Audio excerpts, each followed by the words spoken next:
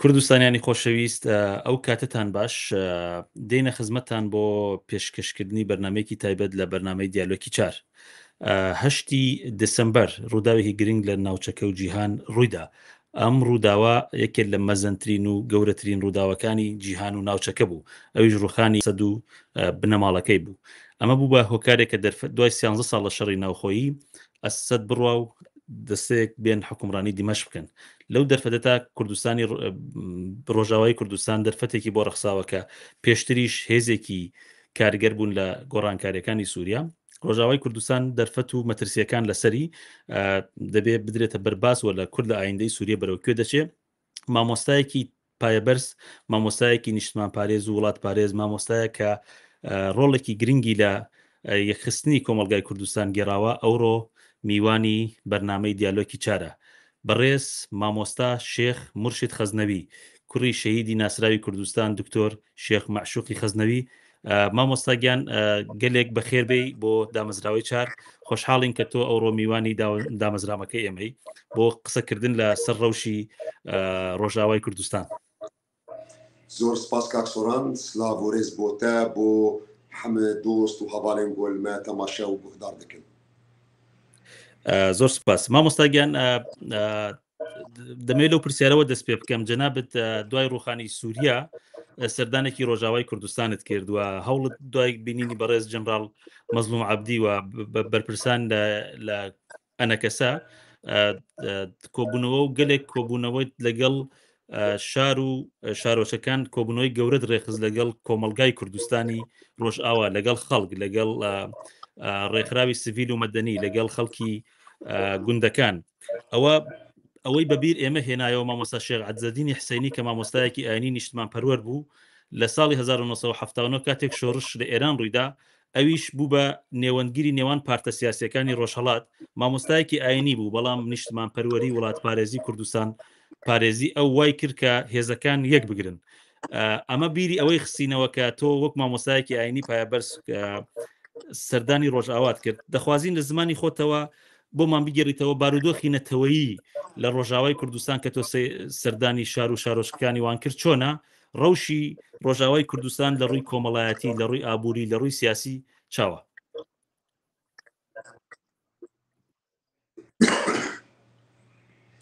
بەێ کاک سۆران ڕەحمی خواتە دەستپێکێتە بەحسی مامۆستا سەیدایمەی ئاینی شێخ عەزەدین حوسەینی کرد، خوای گەورە ڕەحمی لێ بکێ ئینشاءالله، قەبری وینا بکێ بەحەشت. من گەشتم من سەیدای شێخ عەزەدین حوسەینی ئۆپساڵە لە سوێد دیت، هیویدارم خوا گۆ من کاربم یعنی شۆپێ وان کەسین گەورە بشۆپێنم، کەسن مینا شێخ عەزەدینی حوسەینی، کەسن مینا پێشەوا قادی محەممەد، کەسن مینا شێخ سەعیدی کال، کەسن مینا شێخ معشوقی خەزنەوی. من هیویدار لەسەر شۆپی وانا بمەشم ئەواش جهی شەحنازی و جهی فەخرە بۆ من ئینشاءالله، من نەبم عەیبدار بۆ وانا ئینشاءالله. پشتی یعنی هەشتی مانگی دیسەمبەر 2024 هەرمی بەحس و ماڵبات بێگۆمان وەکی هەر کوردستانیەک دەزانێ دەرفەتێکی گەلێکی زێرین بۆ کوردی ڕۆژئاوای کوردستانی هاتە مەیدان، وەلاکن بەداخەوەت ئەو کاتدە ئەو وەختەدا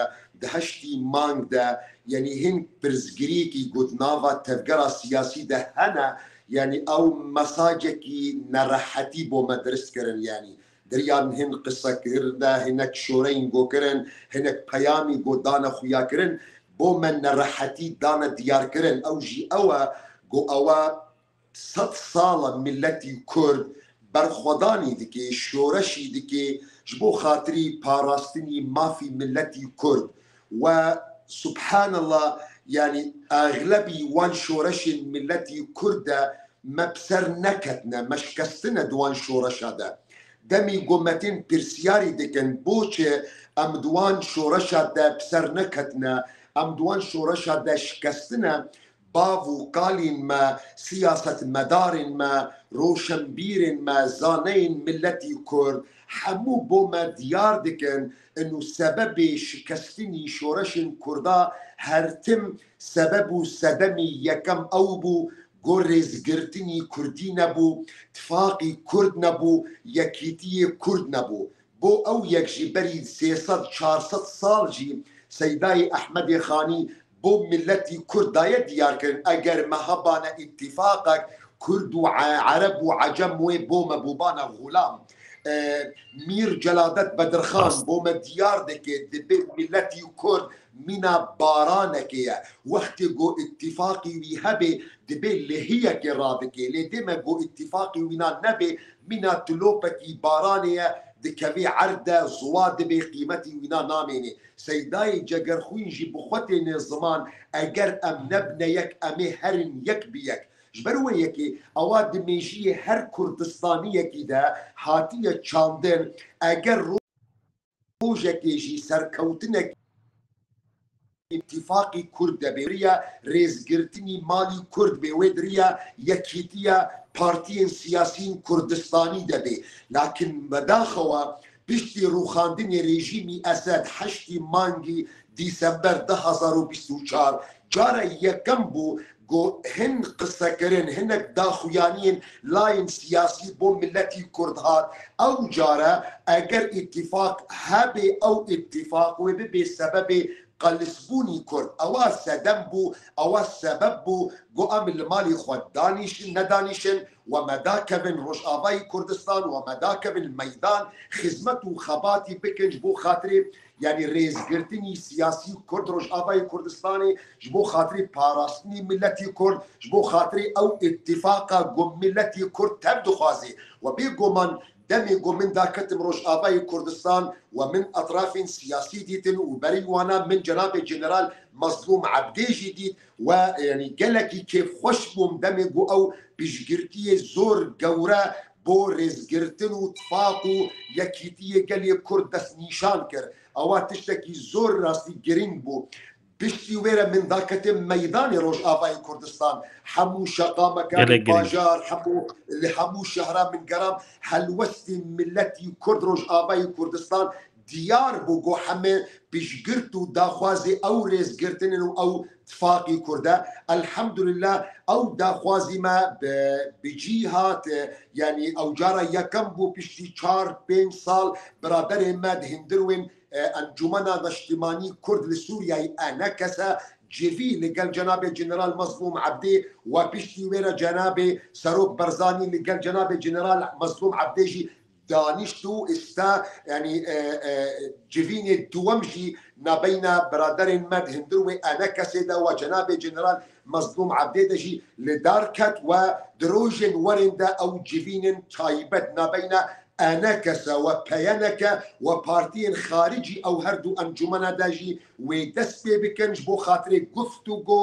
و دانوستاندن ji بۆ خاطرێ داخویانیەکی نەرینێکی هەفبەشی ji بۆ خاطرێ پاراستنی حەق و مافی ملەتی کورد ڕۆژئاوای کوردستان و چێکردن و ئاواکردنە یەک شاندی کورد بۆ هەریشا. مامۆستا تا چەند دڵخۆشی دوای ئەوەش بەڕێز جنرال عەبدی سەردانی بەڕێز کاک مەسعودی کرد و کۆبوونەوە و دانیشتن لە نێوان ئەنە کەسە و بەڕێز جنرال عەبدی هەبووە چەند گەشببینی دڵخۆشی ئومید هەیە کە کورد خلافاتی خۆ حەل بکەوە شاندێکی یەکگرتوو بۆ داخوازیە کورد بچنە دمەشق. من زۆر ینی ئومیدێکی گەورە هەیە ینی هێویە من زۆر گەورە نەڕاستید ئەو مەسەلەدا ژبەر گۆ ینی وەختی گۆ من جەنابێ جێنەرال مەزلوم عەبدێ دیت ینی زۆر نەرینی وینا ئەرێنی بوون و زۆر پشگرتی بوو بۆ مەسەلی ئیتیفاقی کورد و ڕێزگرتنی مالی کورد و پارتیên سیاسی زۆر نەرینی وینا ئەرێنی بوون ینی وە پشگرت بوو جەنابێ جێنەرال مەزلوم عەبدێ و هەمان کاتدا هەموو پارتیên سیاسی هەم برادەرێن مەد هندروێ ئەنە کەسەدا و برادەرێن مەد هندروێ پەیەنەکەدا و پارتیên خارجی ئەو هەردوو ئەنجومەنەژی گۆ من دیتن هەمووژی نەرینێوانە ئەرێنی بوون بۆ خاطرێ ئیتیفاق و ڕێزگرتنی مالی کورد بۆ ئەو یەکڕاستی من زۆر ینی خودانی هێویەکی گەورەمە بۆ ئەو ئیتیفاقی کورد بەردەوامە و درۆژن وەرێدا و باشی بەڕێڤەچێ و هیوی دکەم ملەتی کورد هەر 4 پارچی کوردستان و بە تایبەت ڕۆژئاوای کوردستان ئومیدی خوا هێویە خوا قوت نەکەیش بەرگۆت نەرینا مدە ئەو نەرینا می متەواضعی ینی ئەوە 100 ساڵە پلانی زۆر گەماری قڕێژی گەورە لەسەر ملەتی کورد تێنە مەشاندن ji بۆ خاطرê tînnebûnê milletî Kurd tiştê gohiştiye heta îsta milletê Kurd zindiye ew jî hêviya wî ye umîdî wî ye got beyanî rojekî nû e beyanî rojekî ciwan e ji ber wê yekê rastî min hez lê heye yanî her kes xudanê wê umîdê bê ji ber got tevgera me siyasî jî hemû welatparêzin hemû jî herîsin bo xizmetî milletî Kurd hemû jî herîsin bo parastinî maf û heqê milletî Kurd rasta خلافاتên wan hizbî hene nakûkiyên wan hizbî hene ewa serê sed heye bêguman înkarî ew nuqta nakim lakin umîdê min heye got tevgera siyasî wê bitwanê yanî meslehet û bercewendiya gelê milletî Kurd û Kurdistan mestirîn bibîne ji bercewendiyên taybetî şexsî yan ê hizbîtî û partîtî min xudanê ew umîde me we ew warede jî yanî min hêvî dikim got milletî Kurd bi taybet bi giştî we milletî Kurd Rojavayê Kurdistan xudanê ew umîde bê xudanê ew hêviyê geş û mezin bê got beyanî rojekî çak e û beyanî rojekî nû e we beyanî rojekî îtîfaqî Kurd e we di heman kat de axiftinekî yanî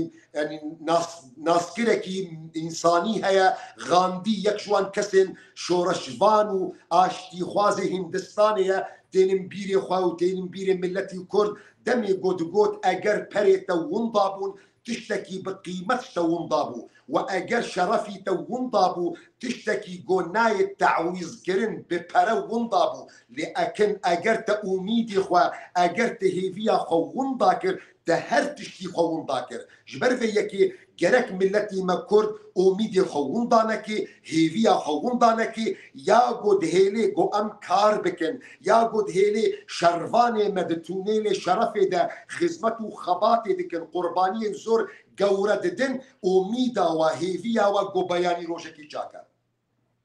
مامۆستا داخوازیە شەقامی کوردی شارعا کوردی لە ڕۆژئاوا کە تۆ سەردانی هەموو کرد چییە داخوازی ئەوان چییە داخوازی ئەوان لە پارتا سیاسی لە مەسئولینی کورد لە بەرپرسانی ڕۆژئاوا و پارتێن سیاسی و لە هەرێمی کوردستان چییە شعوری نەتەوەی وان لە چه ئاستێکە وقتی گوتل شقامی Rojavayê Kurdistan guhdar dike temaşe dike dibînê yanî bêguman xalê Sorî yekem behsî îtîfaqî Kurd dikin hemû daxwaz dikin got rêzgirtinekî siyasî di navbeyna layên siyasî de hebe îtîfaqekî li ser çend xalên sor bin asta parastina netewî Kurdî ew bêne parastin cihê îtîfaqê bê ewa şeqamî Rojavayê Kurdistan tev ew nadixwazê lakin di heman kat de jî ew helwest li şeqamî Rojavayê Kurdistan hatibû diyarkirin ên rasta piştgirtiya daxwaziya îtîfaqî Kurd dikin welakin di heman kat de jî piştgirtiya hêzê xwe eskerî dikin we hez dikin daxwaz dikin piştgirtiya ew rêveberiyê got emro Rojavayê Kurdistan heye piştgirtiya ew jî bikin tevlûkê masiyên gotê de ne yanî şeqamî Kurd cehdeyî Rojavayê Kurdistan hemû dizanê got rêveberiya got emro Rojavayê Kurdistan de heye masiyên hene xelatîn hene welakin hemî jî dihîsne astekî wecyekî got pîwîst e ji bo xatirê parastina mafê milletî Kurd Rojavayê Kurdistan bi taybet we di Sûriya bi giştî de em wan destkeftiyên got me bi xwîna nêzîktirî 15,000 şehîd keç û xortê xwe me qurbanî dane em wan destkeftiye em winda nekin ji ber wê yekê ji bo xatirê parastina wan destkeftiya şeqamî Kurd daxwazî dike piştgirtî bo hêza xwe eskerî we di heman kat de rêzgirtinî siyasî ittifaqî siyasî li ser çend xalên Sorî got giştîne taybetin ji bo parastina mafê milletî Kurd Rojavayê Kurdistan زۆر چاکە مامۆستا تۆ فەرموود لە یەکێ لە کۆبوونەوەی خۆ لە یەکێ لە شارەی کوردستان فەرموود عیبە شەرمە لە کورد بەدەستی کورد بێتە زیندانیکردن تۆ داخوازی هەبوو لە بەرپرسان لە ئەوەیە کە ئەو زیندانیانە کە لەسەر بیرۆڕای سیاسی لەسەر هەر شتێک گیراون بێتنە ئازادکردن و میدیا ببێتە ئازادکردن داخوازیە تۆ لەلایەن بەرپرسانە ڕۆژاوا هاتە قبولکردن ئومێد هەیە کە ئەوە ینی ئەو ڕەوشا باشتر ببێت بێگومان من قبول دکم یعنی حتا د فلسفên siyasî de jî tê xuyakirin هر دستهلات داركي ورنجك جرنجي يعني ام بيجن سلطه ممارسه السلطه وهبي وحبسوا زندان ده هر دستهلات داركي ده هي يعني مروف تخيلناك ام دوي امبراطوريتها فاضله ده جيان دكن يعني هر سلطكي هبي وبيوستيا ونا بحبس وزندان هبي من وقت مروفك آين حتى سر زماني بيخنبر عليه الصلاة والسلام رنجك جرنجي حبس وزندان هبو اواد الدنيا ده هي ولكن امر ما دواري برخودان وتكوشين بو خاطري حاقو ما في ملتي كردية جبروي يكي راسي من شرم دبينم اگر زنداني كي سياسي هبد حبس وزنداني كرداده جبروي يكي او داخوازي هانا هم من بتايبات جوان كسم برپرسي ريفبريا روش آباي كردستان داخواز كر وهم او وك هلوست لشقامي روش آباي كردستان جي دا دیار کردن و به تایبت من جناب جنرال مظلوم عبدیجی او داخوازی کریا و سوزی دایا من جناب جنرال مظلوم عبدی گو مراجعه کی گشتی بکرن اگر هن کسین سیاسی یعنی هن کسین بو حزبیتی بو مثل نرین خوی سیاسی کتبنا حبس و زندان دا گرک او کس بین آزاد کرن بگو من امید من هیا زۆر چاکە مامۆستا من دەخوازم تۆ جنرال مەزلوم هاتە دیتن دەخوازم بزانم جنرال فشارێکی زۆری لەسرە چ لەلایەن لە مەدانی شەڕ لەبەرەوە قیادەی گەورەترین هێزی شەڕەکە و تورکیە هەموو ڕۆژێک هەواڵیوی دێتە شەیدکردن و فشاری سیاسی عسکەری اقتصادی لەسەروی هەیە مۆراڵی جنرال مەزلوم ورەیوی چاوە حەز دەکەم لەسەر شخصیەتی جنرال مەزلوم بۆ بینەران قسە بکەیت والله من حزناك بك بإطار بسندان دبو جناب جنرال مظلوم عبدي بدما خويا كرن ولكن جنرال مظلوم عبدي كوري روش آفاي كردستانا جنرال مظلوم عبدي كوري كوبانية جنرال عبدي يعني جنجاتية أخوة تبلي خدمته خباته شورش كردي بوا وجروجي يكم جناب جنرال موضوعي شهادة برشعب ديتيا بو اويك يعني مورال جنرال قالك الاسكي زور بلندا يعني اگر كسكي هبه تهديدي كسنا بكي بكشتن يان باغتيال او جناب جنرال يكشوان كسا يجروج يكم وخطرخان دي بوم بو خدمته خباتي ما في ملتي كرد وجروجي يكم موضوعي شهادة برجع دانية يعني فمورالي جناب جنرال والله لغوري من ديت باش يعني لاسكي زور بلند بو اگر من جعدادكي بيجم جيك حتى صدي من دكوانم بيجم مورالي جناب جنرال هزار بو يعني راستي زور كيف خوش بو زور مورالكي بلند هبو حستي وينا بو خدمته خباتي ملتي كرد هبو ولكن دهمان كدجي يعني بيغومان جناب جنرال محتاجي بجرتية دمالا خوي كردي ده محتاجي بجرتية ملتي روج آبايا محتاجي بجرتية كردستانية باشور جباكور روجا هداتي كردستان جبرقو اگر امرو يعني مورالي جناب جنرال جصدي هزارة بيقو من وقت او بجرتي جي تيكرن جي كردستاني يعني آلية جيهاني مورالي ويناد بي 10,000 و 3,000 جي مورالي جناب جنرال جسدي هزار بو يعني اميدي وي خوش بون كيف خوش بو يعني خدمته خباته خبر دوام دكي وجو خداي مزنجي دا خواز دكم جو خدي تعالى تمن دريج بكي صحة وعافية بديدا قوتي بديدا وبيقو من مبهم امكانات خوجي بشجرتن جبو خدمته وخبات وباراسنا ما في ملتي ما لروش افاي كردستاني کاک شێخ بنەمێدە بپرسم تۆ باوەڕی تەواو هەیە بەسەرکردایەتی جنرال مەزلوم گەلی ما لە ڕووی عسکەریەوە لە ڕۆژاوا پارێزراوە بيقو من باوريه من جناب جنرال مظلوم عبدي صدي الصدى وجناب جنرال مظلوم عبدي كوري شورشة جياني خو حميد خدمته خباتي كرد در باسكريا وخدمت دواري عسكري ولشكري در باسكريا وجواري تيكلي وعلاقات نافنا تويدجي ئەوە چەندین ساڵە ئەو دانوستاندن هەیە من بەهوەرێکی زۆر مەزن و گەورە بجەنابێ جنرال مەزلوم عەبدێ هەیە و من حەز دەکەم ملەتی کوردجی یعنی خودان وێ بەهوەریەک بێ حتا کەنگی ئەمێل خەلکێ مەیزە بکەن بجعدەکی مەزن و ئەم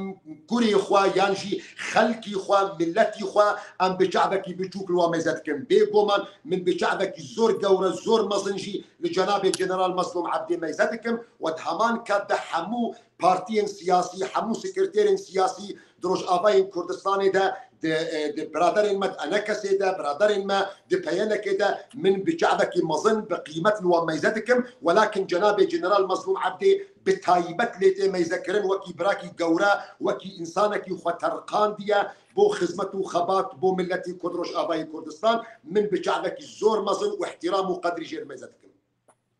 کاک شێخ من دەزانم تۆ لە داهاتووشە بەڕێز جنرال مەزلوم عەبدی دەبینی سلاوی تایبەتی بە و گەلیمە لە ڕۆژهەڵات گەلیمە لە ڕۆژهەڵات جنرال زۆر خۆش دەوێەوە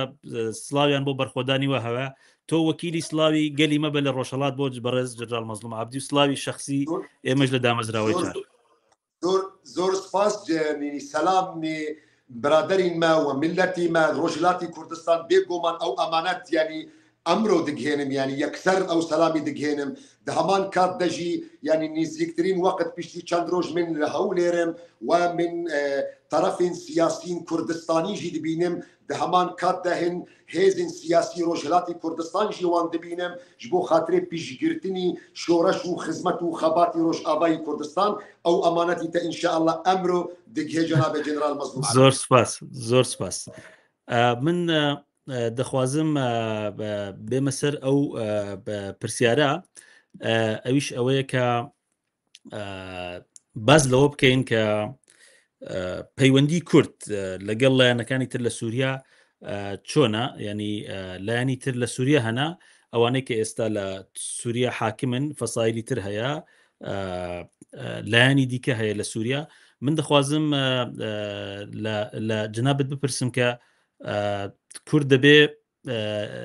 پەیوەندی خۆ لەگەڵ لایەنەکانی تر لە سووریا چۆن ڕێک بخە و پەیوەندی کورد لەگەڵ لایەنەکانی تر لە سووریا چۆنە بێگۆمان پێویستە ینی هێزن کوردی ڕۆژئاوای کوردستانی کۆنتاکی خوا و تێکیلیە خوا لەگەڵ هەموو پێکهاتیان هەندروێ سووریایدا خورد بکردوە بێگۆمان بەری ئیستاژی ئەو تێکیلیە هەنە چێ ji قیبەلێ برادرên me هەندروێ ئەنە کەسێدا و چێ برادرên me هەندروێ ڕێڤەبەریێ دا و bi taybet hêza meyeskerî ew têkilî heta ev deqe jî berdewam in navbeyna wan kesên got Şam kontrol dikin heteşê we di hemû pêkhatiyên got di Sûriyayê de ne ew têkiliye berdewam e we danûstandin we gift û got berdewam et navbeyna wa û Qesedê de welakin beyanî inşaallah wextê got ew yani şanda yekî Kurd bê xuyakirin bê diyarkirin pîwîst e ew yani ew danûstandin û ew gift û got baştir xurtir bibe yani ji bo xatirê dostanî ji doza Kurd re bêkirin piştgirtî ji daxwazê milletê Kurd re bêkirin demê got ew gift û gowa mezin di hindurê Sûriyayê de bêkirin emro yani pîwîst e bêgoman demê got min dibêjim pîwîst e ne mena wêne ew têkilî nehatine kirin bêgoman hem ji qîbelê hêza me eskerî hem ji qîbelê rêveberiyê ve hem ji qîbelê biraderên me ene kesê de ew têkilî hene pîwîst e îro têkilîkî me zor xurt hebe li gel biraderên me Durzî de Sûriyayê de li gel Elewiyan ji ber ku ewa ew jî pêkhatîne got emro çekê xwe nadeyînin و em jî ew kesên got emro daxwaza rengekî ji rengê federaliyetê dikin bêgoman ev dengî hana wê ji hevdûre bibne piştgirt û alîkar مامۆستا زۆر باشە تۆ فەرمووت کە کورد چما بچات دمەشق دەبێت دمەشق بێ بۆ کوردستان بۆ ڕۆژاوە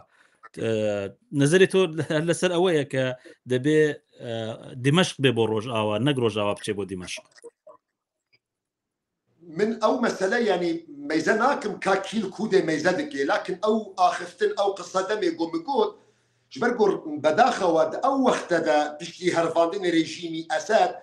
zor kesî hebû yanî hewlî dida got gerek em bi acele em herîn Şam danûstandin bikin weke in û Şam yanî biryar di destê wê de ye بو او يك منج ملتي كردرة بقشتي قوت وبتايبت ملتي روش آبارة يعني بوشي ون بجعذكي بجوك الخميزدكن وبوشي ون بجعذكي بجوك اللي ايرو البراكي وكي جناب جنرال مظلوم عبدين ميزدكن يعني اگر احمد الشرع امره قيشت يا شام جناب جنرال ايرو ددلي ملتي خدا دانشتيه تبلو قو از دمي قو او قصة دكم يعني بلا كسف عمناكي قو از مقارني دكم بين مظلوم عبدي واحمد الشرع ده او مقارنه بو من ابدا يكسر نابي يعني شيء يعني مقام جناب جنرال مظلوم عبدي الدف من زور قوريه همبري مقامي يعني احمد الشرع انسانك تروريست ارهابيه دستوي حمب خوينا ملتي كرده بيقو من او مقارنه بو من ناي قبول كرن ولكن يعني بو خاطري قال لي ما بتبك يعني بوش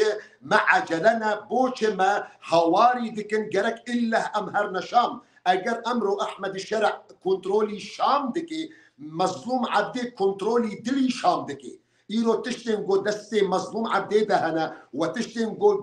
بيك دست كفتين جو كتنا دستي مظلوم عبدي ده ايرو دلي شام دستي ويديا مسالي بترولا مسالي كهرباء مسالي آبا مسالي جنمة مسالي بامبوا مسالي ملفي داعشة زور دوسيا وملفين قورهنا دستي جناب جنرال مظلوم عبديدنا جو بيويستا خلق البردركي هي مظلوم عبديداني جبرويكي من داخواز ذكر قال مي كرد بتايبت بشعبك مظن لخميزة بكن نما وكي زماني بري ام بشعبي بشوك الخميزة بكن وام هفدو بشكين نا ايرو ام ملتي كرد بتايب بقشتي وروش آباي كردستان بتايبت بتكوشين اخوا ببرخودان اخوا بخزمت وخبات اخوا بخوينا 16,000 كتشو خورتي اخوا بجغرافيا قو امرو دست مديا مزور قورنا ما مستطاچن تو چن گرانێکێ لەو مکەوناتەی تر عەرەبەکان کە بەتایبەت کە لە نێو قواتی سووریەی دموکراتین ئایا مەترسی نییە کە ئەوانە لە کورد هەڵگەڕێنەوە بە پشتیوانی تورکیەوە بە پشتیوانی حکوومەتی دیمەشق مکەوناتی تر هەنا مەسەلەن کریستان هەنا ئاشووری هەنا مکەوناتی تر هەنە لە قوات سووریەی دموکرات تۆ ناترسی عەرەبەکان بە پشتیوانی یا ئەو عەرەبانە لەگەڵ کورد gelek başên ewana tensiq hene bawer hene peywendî hene to wek serdanî wan kird yanî hiç nîgeraniyek heye ke erebekanî nêw hêzekanî Sûriyeyê Demokratîk piş li Kurd bikin bêguman emro têkilîkî zor baş û ciwan heye nabeyna hêza Sûriya Demokrat û ew pêkhatî û serok eşîrên Ereb û kesên em bêjin Suryanî got li meydan li şeqam hene وبيقومان بشتي حشتي مان زور كسي هيا للشام هول ددي وكونتاك ودانو ستاندنجي لقلوان روسيبيين عربا دكي ودميقو من اوديتن يعني او سروك عشيرين عرب يعني بيوستيد ديتن قو امو كرد القل هردو جيانكي بكن من حتى استا كيف خوشم ولكن نابي مروف يعني كيف خوشي بيقومان مروف جرك او مطرسيجي بدي برجع اخفتنا كي تصكي عرب هيا دي بيجي الما يحسب ما يسب او كسبو مطرسيه يجي ندي برجع بياني بيش روجا ويجي ونبلي بيش برويكي دفي هيزا سوريا ديمقراط بارقرامي سياسي ريفبري او مطرسي بدي برجع لكن همان كانت تشتغل امره الميدانه حالي حاضر يعني بهبره او خدمته او طبعا ما مصر تركيا فشارێکی گەورەی لەسەر کوردستانەیە لە ڕێی چەتەکانیەوە بەردەوام بۆمبارانی کوردستان و هێرشی سەربازی دکە دڵخۆشی ڕۆژئاوا و تورکیە بگەنە ڕێکەوتن بێگومان دەمێگۆ يعني امرو روش اباي كردستان وتركيا بقنا حلكي چارەسەریە كي دريا دانوستاندن ده بيقومان اوات تشتكي دلخوشيه وتجي دلنازيه بوما ملتي كردنا وملتي قو إيريشي خلقي بكي وبلا خواد خلقي بدي ينظن لخلقي بكي امرو وقت قو كاتشو خورتي مراشنا تشكي خوا والتونيل الشرف وقربانيين زور قورة ددن شبو خاطري بارسني خودكن وقت قو تركيا بكي او قناعات نما شري بكي وقبولي بكي ما وقت جيران بهذا الجيان بكن بيقو من اوا جهه كيف خوشيه وجهه شهنازيه ما حميج او مسلي اشيتي دقرن ولكن وقت يقو ام مجبور ببن دمالي خدا دعردي خدا دشقامي خدا او ايريشا وري سر ملتي مجبور دي برسي بخدي وامري خواي قورة تطبيق بك وقاتلوا في سبيل الله الذين يقاتلونكم امري خواي وقت يقو او كساهات ايريشي مالي مكرن ايريشي شارو قندي مكرن ايريشي شقامي مكرن تالان كركن ما مجبور دي بن قو برسي بخبدن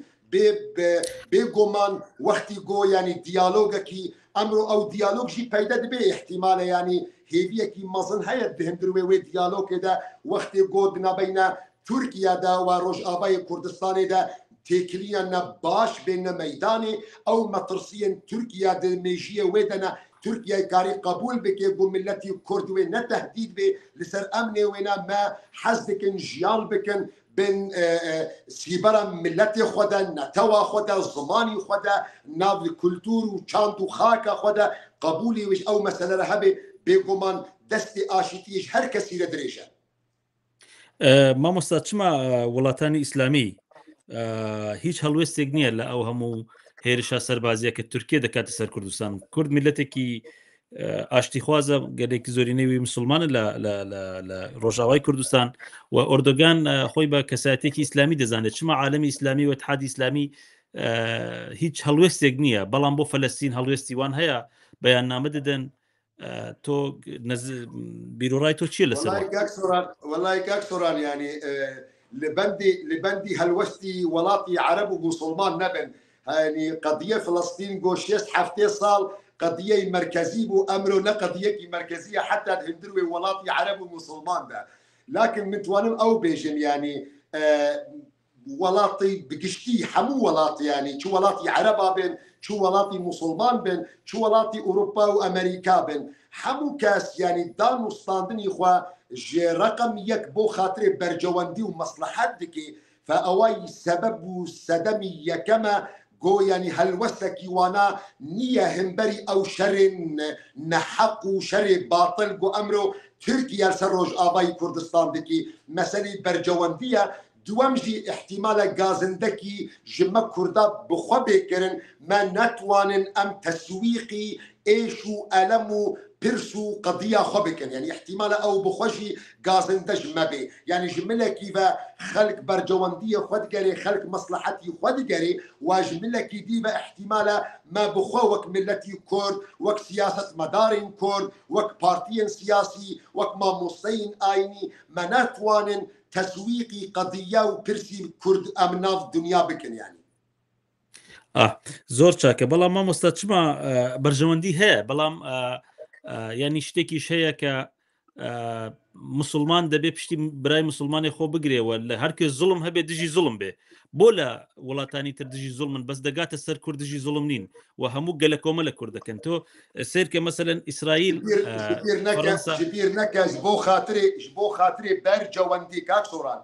يعني داخوازا ليبورينتكم هو موضوعك ديروكيجي جبو خاطري برجواندي جبو خاطري مصلحة براتية مؤمنة براتية مسلمانة أواقو آياتي قرآن بيروز بيجي إنما المؤمنون إخوة جبو خاطري برجواندي جبو خاطري مصلحات أو براتية شملي كرد ناكي وأو موضوعا نأمرويا أو موضوعة قديمة حتى تفيرو كده ميزبك إمام علي بن أبي طالب آموزاي بيخنبر عليه الصلاة والسلام وزافاي بيخنبر عليه الصلاة والسلام وخليفة شارمينا جي بيخنبر عليه الصلاة والسلام كسي جو أونا كشتية إنسانك حافظ قرآن بو عبد الرحمن بن ملجم إنسانك إمام بو إنسانك حافظ قرآن بو شبي جو إمام علي كشتية أو شباب قيام الليل دا درباس كريا قلت يا أخوة آلي كارب بمرا من رأسي كفر أزبكوش بحث إمام علي دكي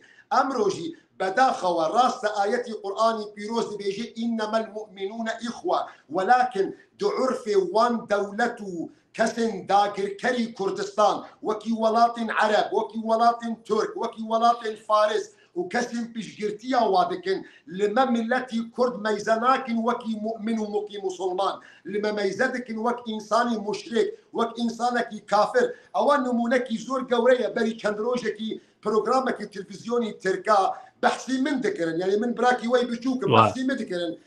ايه يعني ايه مهفانش ايه بيشكشفان را دقو مرشد خزنوي كافرة مشركة ايه بيشكشفان دقو چما مشرك و كافرة دقو ما نابين كردان دكي يكيتية كرد قري اما تختلفوا انسان يكيتية ملتي كرد بقري اواد ميجيه ويدا دو عرفي ويدا انسانك مشركي جبرويك امرو مجهش نقاصكي راستا براتية مؤمنة قرآن بيروز بحثي كريا وما قبول دكن سرسرة سرچع وبراتية مؤمنة ولكن جبرقو أو براتية مؤمنة سر زمن درباس بو أواه 1400 سال هاتية بكارآني جبو خاطري برجواندي جبو خاطري مصلحة وهرتم ملتي كرد بو قربانية أو براتي أمرو أو براتي بيوستيا ما بينية إيرو بيوستيا ما بوك هذية مسلمان هيا أمان نأمرو أم نما الوكهفية مسلمان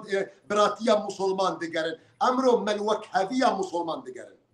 بله ما مستا من أمي برسالة بكم إيران هيك لو أنا بو كدستي بخلقي خيني سوريا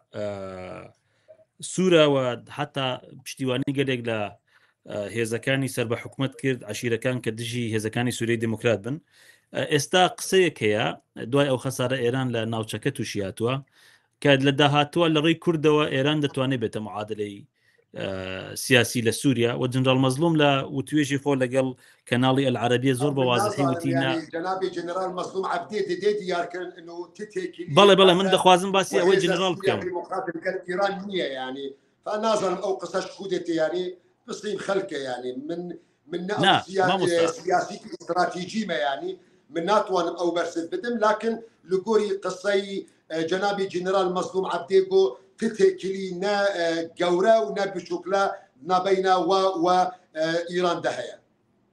نا ما مستا من دەخوازەوە بڵێم ئێرانەکان خۆیان لە ئەعلامی خۆیان دەبێژن لە مستەقبل ئەگەر ئێران بخوازێ دەتوانێت لە ڕێگای کوردەوە ینی محللینی سیاسی وان دەبێژن من دەخوازم ببێژم ئێران هیچ مستەقبلێکی هەیە لە سووریا تصوري ناكم يعني إيران زور يعني أزيتي دايا جالي سوريا بأو بشجرتي جو دار جيمي بحثو درياوان كسم جو جريداي أو بون حزب الله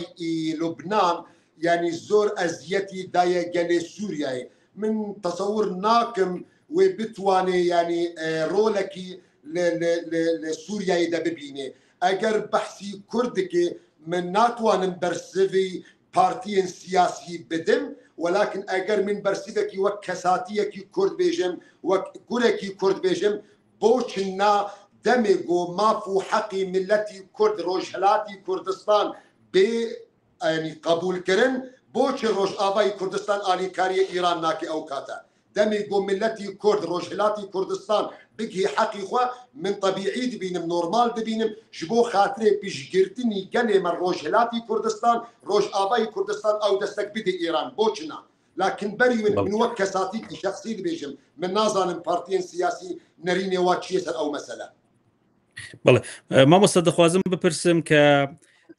تا چەند گەشتبینی ئومید هەیە کە علاقاتی کورد و ئەمریکا علاقاتی کورد و ئەوروپا و حتا پشتیوانیە ئیسرائیل بۆ کورد لە ڕۆژئاوا بەردەوام بێ والله دیرۆ کە تاریخ ئەم فێرکردنە گۆ بەهوەریە داوی گەرەک ئەم بوانە نەکەن يعني لكن سیاست جی لەحظیە دۆستên دائمی نینن دژمنێ دائمی جی د سیاست دەنینن أمره يعني بيوستيا ما بأو تيكلي وأو علاقتي هيا وأمره دستي دوستانية ما دريج دكن تشبو أمريكا بي تشبو أوروبا بي تشبو إسرائيل بي بو خاطري برجواندية قالي كرد ما دستي يعني كارية ودوستانية بو هركسي دريج دكن ولكن قناعتي مدى ملتي كرد قالك خداني أو سياسة بي أنه بهورية سري صديصات قالك أم بتكسي نيكرن إلا بقليمة مامۆستا من دەخوازمەوە بپرسم کە ئەحمەد شەرع خۆی وەک سەرۆکی کۆمار فەرز کردووە ئەو دەبێژی من ئێستا سەر کۆمارم لەلایەن هەیە عسکەریەوە و حکومەتی موقت هاتە دامەزراندن هەموو سەر بە هەیەی تحریری شامن دوای ئەوەی کە ئەحمەشەر خۆی وەک سەرۆک لە سەر گەلانی سووریە فەرز کرد ڕەوش لە سووریا هاتیە گۆڕین ئێستا بارودۆخ لە سووریا بەرەوکوێ دەچێەوە کورد دەبێ چی بکە لە حاڵەتێکی واکە ڕەوشەکە گۆڕاوە و مەترسیەکانی ئەو بڕیارە تازە چیە لەسەر سووریا بەگشتی وە کوردستان بە تایبەتی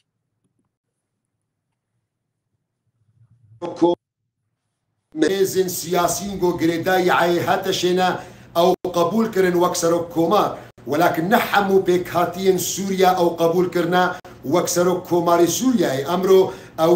ڕەفدی هەیە دناف کوردادا ئەو ڕەفدی هەیە دناف دورزیادا ئەو ڕەفدی هەیە دناف عەلەویادا ئەحمە بێک هاتیین هەندروی سووریای دەنا ئەمڕۆ ئەو ینی وەک سەرۆک کۆماری گشتی نەهاتیە قبولکردم من شخصەکەم سووری ئەگەر من بە قسە بکەم من وی قبول ناکەم وەک سەرۆک کۆمار بۆ خۆیانی من ئەونا نەهیل بژارتیاوە بداری زۆرەی هاتیە خۆخستیە ئەو مەودوعەدا و بمەسلحەت و بەرجەوەندیە دەوڵەتێن دی هاتیە ئەمرۆ سەرۆک کۆمارتیە دکێ و تەسەووڕی مدەژبەرگۆ نەهاتیە قبولکردن ئەمرۆ شەری بەردەوامە هێنجەهایانی حتا الملێ دورزیە لە سوێدا ئەو نەرین و نەڕازیبوون بەرچعبە و دیارە وەختێ گۆ ناتوانن بن ینی گفتوگۆکی درست لەگەل قەسەدێ بکەن و لەگەل هێزن دورزی بکەن ئەو ئارامی تەسەور ناکەم گۆێل سووریای بێ مەیدان کورد دەبێت چی بکە دەبێت کورد چی بکە ینی کارتی بەردەم کورچیە دەرفەتێ بەردەم کورچیە لە حاڵەتێ کورد ئەمرۆ گەرەک دوو تشتێک گرنگ بکە یەکەم پاراستنی یەکیتی و اتفاقی خۆ بکە دووەم پاراستنی هێزی خۆی عسکەری بکە ژبەرگۆ حتا گۆ هێزی وی عسکەری لە ملی ویە لە پشتاویە ئەحمەد و شەرع نکارێت تەجاوزی ئەو سینۆرە بکە لكن دەمەی گۆ کورد اتفاقی وانە نەبێ وێ ئەحمەد و شەرع گەلک دەرگەها ببینێ گۆ تەجاوزی ئەو سینۆرە بێگەرن ژبەر وێ یەکێ ملەتی کورد ئەمرۆ مەسلحەتا وینا دووردەیە گۆ پاراستنی اتفاق و یەکیتیە هەلوەستە سیاسی یا کورد ڕۆژئاوای کوردستان دووەم پاراستنی هێزا خوا و قووەتا خۆی عسکەری کورد دەبێت داوای چی بکە لە سووریا ینی داوای فیدراڵی لە مەرکەزی دەبێت چی بکە ئەوە گرێداییە بە ئەو گفتوگۆ و اتفاقی لایەن سیاسی بە ما حەز ناکەم تەجاوزی مافی تەفگەرە سیاسی بکەم ئەگەر پرسیاری من وەک مرشد بکە من بتوانم بەرسڤاتە بدەم ئەما ئەگەر تبێژێ گەرەک ملەتی کورد داخوازی چ بکە ملەتی کورد ئەمرۆ تەفگەراوی سیاسی هەیە وەمە پشگرتیە تەفگەرا خۆی سیاسی دکن دەمێ گۆ دە حالەتە اتفاق و ڕێزگرتنێ دەبێ من وەک مرشد وەڵە کاکە من داخوازی کوردستانێکی گەورە سەربخوا دکەم ولكن أمر احتمال كردستاني سربخوا بحكي زور زحمت بي جبو أو يك من بشجرتي هالوسطى يكيتي واتفاق كردكم دمي جو طرف سياسي هيزن سياسي بجنا نرينك بجنا هالوسطى هفبش أو هالوسطى ويهفبش بتشرنجي من بشجرتم بوانا گەلێک باش مامۆستا من دەخوازم ئەو پرسیارە بکەم کوردی ڕۆژهەڵات هەمیشە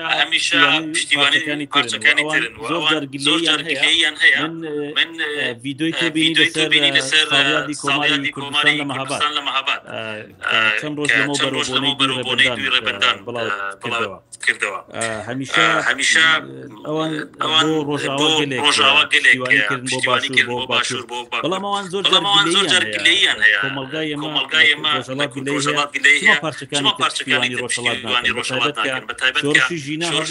چاوەڕوانیان هەبوو ڕۆژئاوای ستاتۆسێکەیە زیاتر پشتیوانی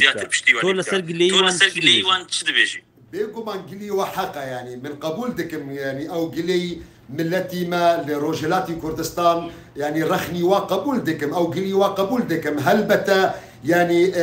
هيفيكي جورات روش آباي كردستان دا دبينين حتى أو قلي دكن ولكن دهمان كاد يعني لازمة قالي ما خلقي ما روجلاتي كردستان بزانبي او هلوستي وانا او خزمتو خباتا وانا لروجلاتي كردستان بشجرتي او روج افاي كردستان زور خورته يعني احتمال مسلي يعني دريا ميديا دا مزعيف او دنگا ناگه او شورشي جنا جنجيان ازادي روج افاي كردستان ازان دكن منالي وبحثي دكن يعني بشجرتي دكن يعني لكن احتمال مسلي ميديا ناهي ناتواني گو او دنگی ما بگه هفج روش آفا بو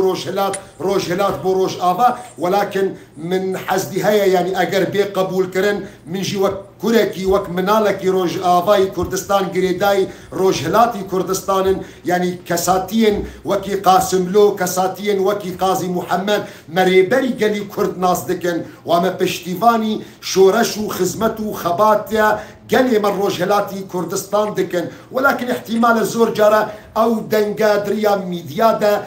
بلا نبيل ناف قالي من روجهلاتي كردستان تبلو اوجي تبلو قوما بشقرتن دلو جان بخزمتو خباتا قالي ما روجهلاتي كردستان تبلو اوجي او قليا ما قبول دكن قالك سباز ماموستا من برسياري كتير هيا حزب آليان كردستان روشالات ريال روشالات كردستان اتحاد نينا يعني يقرتن نينا برشو بلاوي وان هيا وكرد لروشالات قلي يقرتونا استاد بينين كيقنقرتنا كردان لروج آواك او روداوا هبو قلك اگر كرد برلا روداني سقوطي بشار سد يقبان استا قلك هنتربو يعني قلك كرد دتواني داخوازي خوز زياتر بباتە پێش ڕۆژهەڵاتیش پارت و لایەنی سیاسی ڕۆژهەڵات گەلێک پرش و بڵاون تۆ وەک کەسایەتێکی ئاینی وەک من گوت لە سەرەتا تۆ ڕۆڵی مامۆستاشی عەزەدینی حسەینی دەبینی لە ڕۆژاوا و عیلاقەی تۆ هەیە وەک کەسێک کەسایەتێکی نیشتمانی وڵاتپارێزی کوردستانی و ئاینی قسەی تۆ پەیامی تۆ بۆ ئەحزاب و لایەنە کوردستانی ڕۆژهەڵات یا ڕۆژهەڵاتی کوردستان چییە؟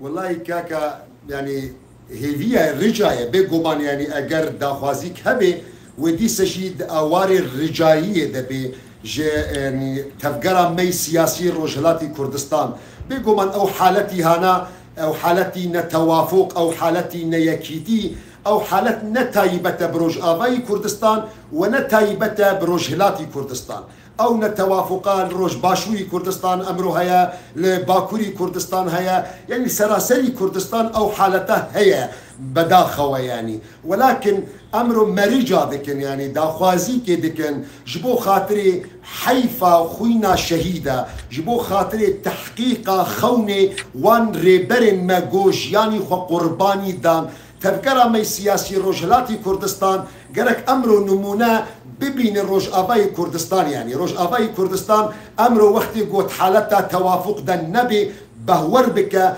ناتوان تشتكي بدست بخن حمود دست كفتين قو دناف دستي وادجي هنا ووندا بكن جبروي يكي راستي زور قرينجا يعني